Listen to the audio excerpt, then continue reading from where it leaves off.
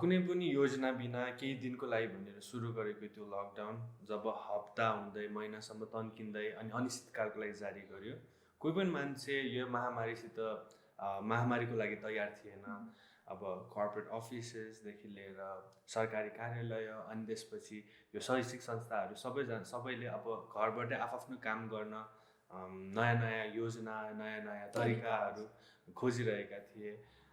त्यसकै सन्दर्भमा कुरा गर्नुपर्दा यो एजुकेसनको सन्दर्भमा कुरा गर्नुपर्दा यो महामारीको चपेटामा परेर झन्डै 1/3 शैक्षिक वर्ष नोक्सान भएको छ। अनि विद्यार्थी अनि शैक्षिक संस्था अनि इभन टिचर्सहरूलाई पनि एकदम ठुलो प्रभाव परेको छ। सो यसकै सन्दर्भमा कुरा गर्नुपर्दाखेरि चाहिँ विश्वको कुन चाहिँ समूहका बालबालिका धेरै चाहिँ प्रभावित परेको जस्तो लाग्छ तपाईँलाई? हेर्ने हो भने गरिब राष्ट्रका विद्यार्थीहरू चाहिँ बेसी प्रभावित भए। अब उहाँहरूलाई त्यो विद्यार्थीहरूलाई चाहिँ अब भनौँ न पर्याप्त स्रोत र उचित अवसरका साथसाथै प्रशिक्षित शिक्षकहरूको पनि कमी थियो। किनकि अब हाम्रो टिचर्सहरू भनेको अब भर्चुअल क्लासको लागि अब एउटा न्यू कन्सेप्ट थियो नि त। त्यो भएको भएर चाहिँ रेडी पनि थिएन र कसरी हुन्छ भने न्यू एक्सपिरियन्स पनि भयो। र देशव्यापी लकडाउनले गर्दाखेरि चाहिँ हाम्रो अर्थतन्त्र नै हल्लिएको भएर राष्ट्रको अथवा जुन सरकारको ध्यान चाहिँ दैनिक आधारभूत केन्द्रित गर्नमा थियो। भनौँ न अब दैनिक खाद्यान्नका सामानहरू होइन अब आपूर्तिका आवश्यकताहरूमा चाहिँ अब पुर्याउँ भन्नेमा चाहिँ केन्द्रित थियो। त्यो भएको भएर चाहिँ शिक्षा चाहिँ अलिकति सेकेन्डरी पढ्न गयो कि सेकेन्डरी प्रायोरिटी भयो कि भन्ने कुराहरू चाहिँ ले गर्दाखेरि विद्यार्थीहरूमा चाहिँ यस्तो अब असर पर्यो जस्तो लाग्छ। सो यही सङ्कटको घडीमा छलफल गर्नुपर्दाखेरि हाम्रो विद्यार्थीहरूलाई शिक्षित राख्नलाई हामीले के गर्न सक्यौँ र के गर्न सकिन्छ त? अब अहिलेको समय हेर्दाखेरि चाहिँ अब पछिल्लो महिनासम्म चाहिँ भर्चुअल क्लासहरू भइरहेको थियो होइन। अनि अहिले हेर्ने हो भने चाहिँ अब बच्चाहरू स्कुलहरू खुलिसकेको छ, बच्चाहरू स्कुल जाँदैछ। त्यो भएको भएर चाहिँ हामीले हाम्रो मुख्य भूमिका चाहिँ बच्चाहरूको सेफ्टी हो। अब बच्चाहरूलाई सेफ राख्नलाई चाहिँ हामीले अब सरकारले दिएको गाइडलाइन अनुसार मास्क लगाउने, सेनिटाइजर प्रयोग गर्ने होइन। र त्यो सँगसँगै अभिभावक र शिक्षक सबैजनाले चाहिँ यो गाइडलाइनलाई फलो गर्नुपर्छ। अब हामीले यदि अब नेपालकै स्ट्याटिस्टिक्स हेर्ने हो भने चाहिँ करिब 85 लाख विद्यार्थीहरू चाहिँ यो महामारीको चपेटमा आएर भनौँ न असर पुर्याएको छ यसले।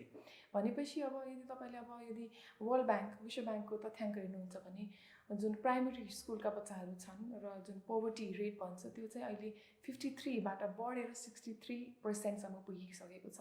अब यो भनेको छ अब यसले त पछि गएर जिडिपीमा यसले ठुलो असर पुर्याउँछ। त्यो भएको भएर शिक्षा र यो महामारीमा चाहिँ जुन इन्टरलिङ्क छ यसले गर्दाखेरि चाहिँ हाम्रो बच्चाहरूदेखि लिएर पछि गएर जिडिपीसम्म यसले चाहिँ प्रभाव पार्छ। यही दौरानमा कुरा गर्नुपर्दाखेरि चाहिँ हाम्रो अब नेपालको सन्दर्भमा हाम्रो ग्रामीण क्षेत्र र शहरी क्षेत्रको विद्यार्थीहरूको बारेमा केही थप जानकारी दिन सक्नुहुन्छ भने? अब यस्तो हो, शहरी क्षेत्र र ग्रामीण क्षेत्रमा एकदमै ठुलो डिफ्रेन्स छ भनौँ न, एकदमै ठुलो नै असमानता छ। अब कस्तो हुन्छ भने सुरुमा त अब शहरी क्षेत्रमा के हुन्छ, एउटा बच्चा बिहान उठ्छ, ब्रेकफास्ट खान्छ र स्कुल जान्छ भने त्यही विद्यार्थी त्यही सेक्टरको विद्यार्थी त्यही भनौँ न त्यही क्लासको विद्यार्थी हामीले इक्जाम्पल दिने हो भने चाहिँ ग्रामीण क्षेत्रमा के हुन्छ, बच्चा उठ्छ बिहान, अब गाई भैँसी अब के हुन्छ होइन, एनिमल हस्बेन्ड्री गर्न जान्छ, अनि आएर खेतमा अलिअलि सघाउँछ, अनि बल्ल ऊ स्कुल जान्छ।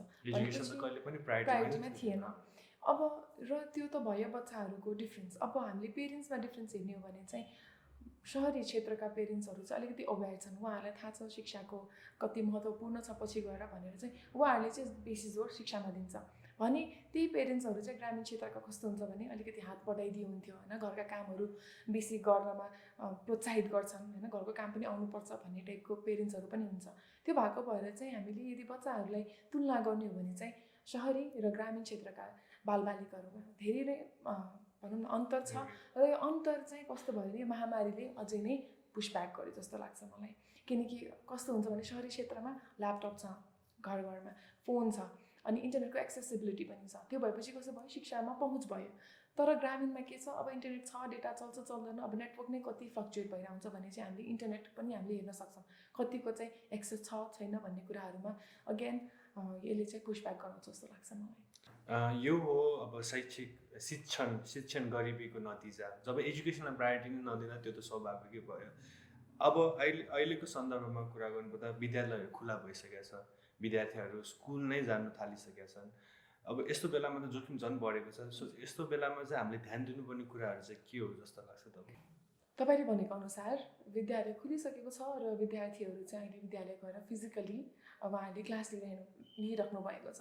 यसरी चाहिँ बच्चाहरूमा चाहिँ यो कोरोना भाइरसको महामारी अझै नै जोखिम बढेको छ जस्तो लाग्छ। किनकि पहिला उहाँहरूले घरमै बसेर भर्चुअली क्लास लिनुहुन्थ्यो भने अहिले आएर विद्यालयमा भनौँ न एउटा क्लासमा 30-40 अथवा 20-25 कतिजनाको हुन्छ त्यो सङ्ख्यामा उहाँहरूले सँगै क्लास लिनुहुन्छ।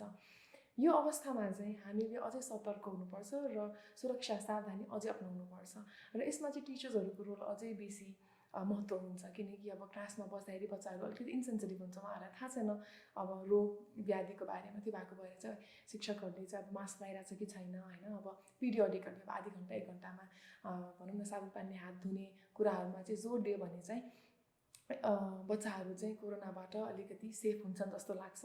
र यो सँगसँगै चाहिँ अब विद्यार्थी केन्द्रित नभएर घरमा अब अभिभावकहरूले पनि यो गाइडलाइनलाई चाहिँ फलो गर्नुपर्छ र शिक्षकहरूले पनि यो कुरालाई चाहिँ फलो गर्यो भने चाहिँ हामी जोखिमबाट अलिकति टाढा बस्न सक्छौँ र कोरोना भाइरसबाट बस्न सक्छौँ।